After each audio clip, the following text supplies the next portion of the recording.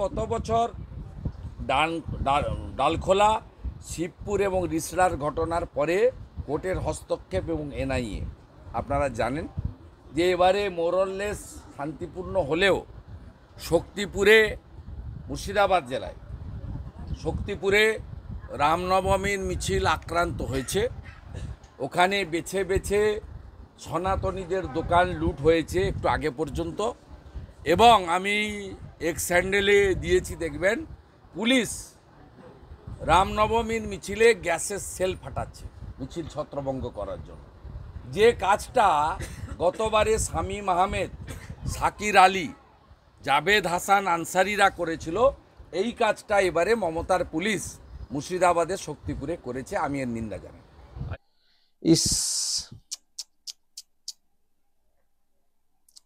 শেষ পর্যন্ত দাঙ্গাটা লাগিয়েই ছাড়লেন দিদিমণি। যে আশঙ্কা করছিলাম সেটাই কিন্তু হলো। দর্শক, যে ভিডিও আপনারা দেখছেন এটা হচ্ছে মুর্শিদাবাদ জেলার শক্তিপুর থানা এলাকার ঘটনা।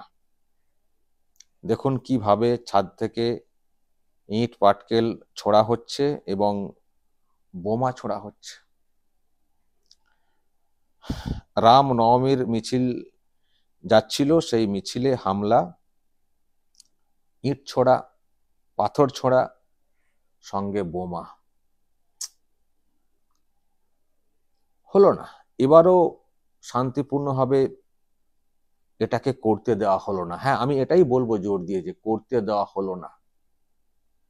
এত উস্কানো হয়েছিল, এত বিষ ছড়িয়ে দেওয়া হয়েছিল, শান্তিতে সম্পন্ন হওয়াটা সহজ কথা ছিল না। তবুও চেষ্টা হয়েছিল। আমি তো অনেকবারই বলেছি আরামবাগ টিভিতে সম্প্রীতির কথা বলেছি যে এইসবে কান দেবেন না, ওনার একটা অন্য উদ্দেশ্য রয়েছে। চেষ্টা করেছি সম্প্রীতি বজায় রেখে দিনটাকে কাটানোর, বলার চেষ্টা করেছি মুখ্যমন্ত্রীর ওই কথাটা যেটা অন্য সময় বলে থাকেন যে ধর্ম যার যার, উৎসব সবার, যেটা এবারের ক্ষেত্রে মুখ্যমন্ত্রীকে বলতে শুনতাম না। এটাই আমাদের প্রশ্ন ছিল, দিদিমণি আপনি অন্যান্য প্রোগ্রামের ক্ষেত্রে কথাটা বলেন যে ধর্ম যার যার, উৎসব সবার, এটা যদি এখানে বলে দিতেন, কোনো হিংসা, কোনো সতর্কবাণী কিছুই করতে হতো না। আপনি উস্কেছেন কার্যত। আপনি সতর্ক করার নামে অ্যাকচুয়ালি মনের মধ্যে বিষ ঢুকিয়েছেন, উস্কেছেন। তবু আমি লাগাতার বলে গেছি, আপনারা অনেকে বলে গেছেন যে না কোনো ঝামেলা হবে না, ঝামেলা করব না।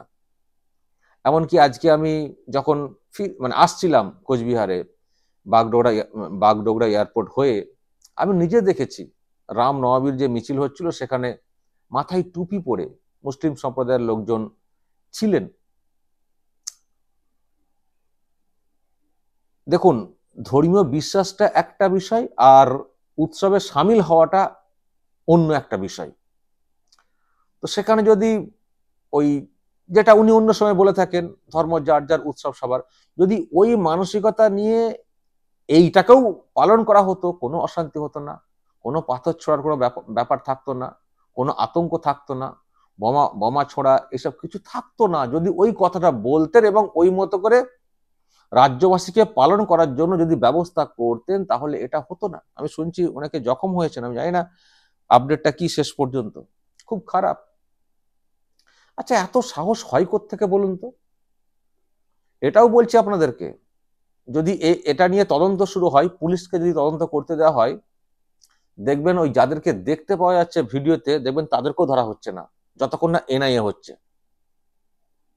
এক অদ্ভুত সিস্টেম চালু হয়ে গেছে। ভিডিওতে দেখা গেলেও পুলিশ ধরে না, অন্য লোককে ধরে নিয়ে চলে আসে। দেখেছেন তো শাহজাহান কাণ্ডে কি হয়েছিল? ভিডিওতে পুরো পরিষ্কার কারা ইডি অফিসারদের উপরে হামলা করেছে। তাদেরকে না ধরে কোথা থেকে দুটো আলাঘর থেকে হেলে সাপ ধরে নিয়ে বলেছিল, পুলিশ অ্যাকশন নিয়েছে। আর এখন যখন সেন্ট্রাল এজেন্সি যখন কোর্টের নির্দেশে অ্যাকশন নিচ্ছে, তখন আসল লোকগুলো ধরা পড়ছে। তাদের কাউকে কিন্তু পুলিশ ধরেনি। এখানেও দেখবেন তাই হবে।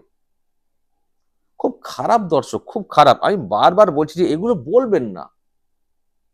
আজকের দিনটাকে দাঙ্গা করার দিন বলে দিলেন, দাঙ্গা দিবস হিসেবে বলে দিলেন। বিষ বিষ ছড়ালো না।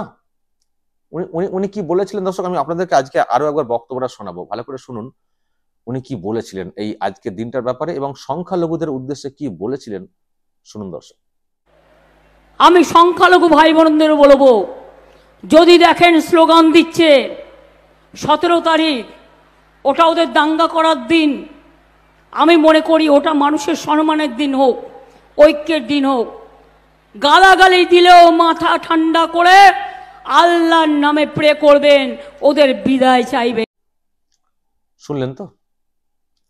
আচ্ছা, এই কথার কি অর্থ? ওরা দাঙ্গা করবে, এটা দাঙ্গার দিন, সংখ্যালঘুরা আপনারা সাবধান, যত ওই রকম হবে আপনারা আল্লাহর কাছে প্রার্থনা করবেন। মানে তার মানে সংখ্যালঘুদের কাছে আপনি বলে দিচ্ছেন, প্রমাণ করে দিচ্ছেন যে এরা হচ্ছে দাঙ্গাবাজ। আপনি বলে দিচ্ছেন এরা হচ্ছে দাঙ্গাবাজ। শান্তির জন্য মানে চুপ থেকে প্রেয়ার করতে বলছেন। তো যখন আপনি একটা অংশকে দাঙ্গাবাজ বলে দিচ্ছেন, তখন যাকে সতর্ক হওয়ার কথা বলছেন তাদেরও তো রক্ত তো ফুটতে শুরু করে দিচ্ছে, তাদের রক্তও তো গরম হয়ে যাচ্ছে। তো তারা কি করে শান্তি থাকবে? তারাও ইট পাটকেল বোমা নিয়ে ছাদে হাজির, দেখবো কি হচ্ছে, আদৌ কিছু এদিক থেকে হলো কি না হলো, ওদিক থেকে পাথর ছোড়া শুরু হয়ে গেল। এদিক থেকে কি হবে? মিছিল হচ্ছিল, আবার কি হবে? মিছিল যেমন হয় হবে, হচ্ছিল, ব্যাস।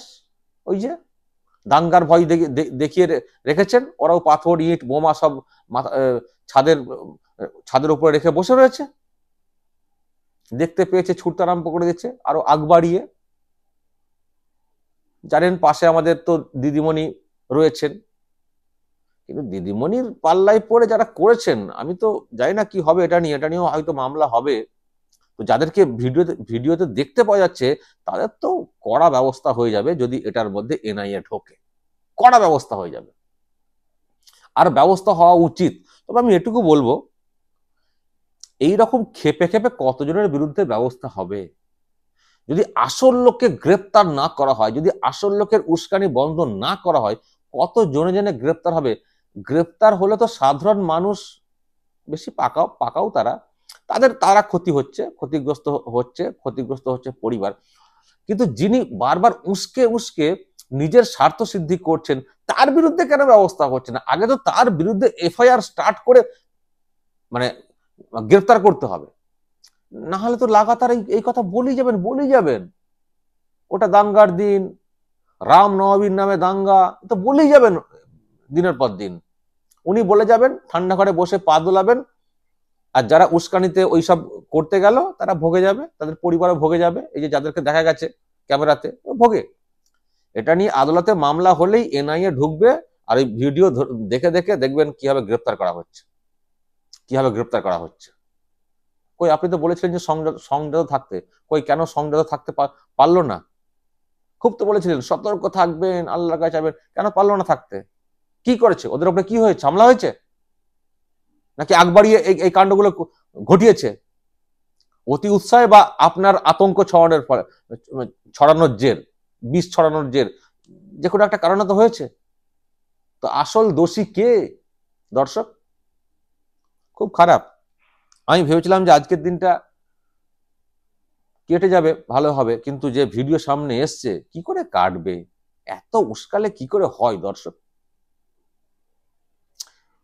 পার্মানেন্ট সলিউশন করতে গেলে আসল বিষাক্ত লোকজনদেরকে ধরে জেলে পুরতে হবে, তা নাহলে কিন্তু এই সমস্যার সমাধান হবে না। এ সমাধান হওয়ার নয়, এ লেজ সোজা হওয়ার নয়, একে অন্যরকম ভাবে শায়েস্তা করতে হবে। দর্শক কি বলবেন? আর আমি কি আর বলবো, আমি তো বারবার সতর্ক করছি যে কেন আপনারা এসবের পাল্লায় পড়ছেন।